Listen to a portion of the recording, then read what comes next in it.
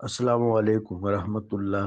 اہل تحقیق نے نجف اشرف میں آپ کا مزار مبارک کسی حد تک اثری طور پر کافی حد تک، کسی حد تک نہیں، کافی حد تک اثری طور پر وہاں مشہود ہے، معلوم ہے، معروف ہے اور مرقوم بھی ہے۔ مزار شریف کا حوالہ دیا جاتا ہے،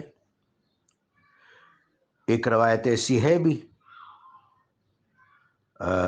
لیکن اہل تحقیق نے اس کو قبول نہیں کیا۔ ضرور کوئی نہ کوئی سبب ہو سکتا ہے، کوئی وجہ ہو سکتی ہے، ہو سکتا ہے کہ امام حسن مثنیٰ علیہ الرضوان کی اولاد میں کوئی صحابہ ہوں، سادات میں کوئی اور صحابہ ہوں، اور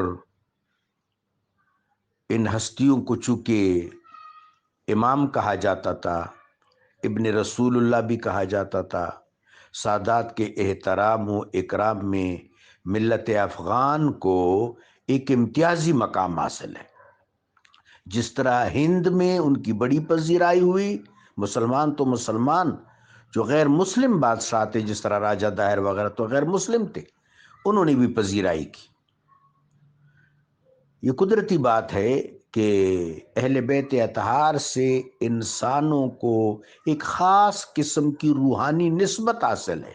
اس روحانی نسبت کا زور تھا کہ غیر مسلم بادشاہوں نے بھی ان کی قدر کی۔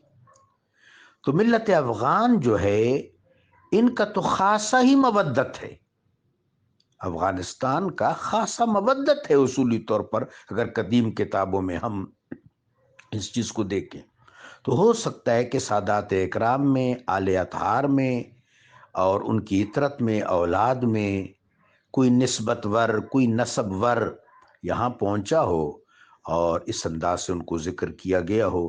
بارکہ مزار شریف کی روایت موجود ہے، لیکن جو بات متحقق ہے، مرقوم ہے، منقول ہے، معلوم ہے، معروف ہے، وہ نجف اشرف کی ہے۔ خیرہ کر نہ سکا میری نظر کو جلوے دانش فرنگ، سرما ہے میری آنکھ کا خاک مدینہ و نجف۔ جزاکم اللہ۔ کچھ صوفیاء اکرام علیہم الرحمہ کے ہاں بھی میں نے پڑھا ہے کہ صوفیاء اکرام کو صاحب مزار کا شہود ملتا ہے، خدا کریم نے ان کو کشف سے جو نوازا ہے، تو انہوں نے بھی اس بات کی تائید کی ہے کہ جناب کی قبر اطہر، جناب کی آرام گاہ یہاں پہ ہے۔ واللہ تعالی عالم بالصواب۔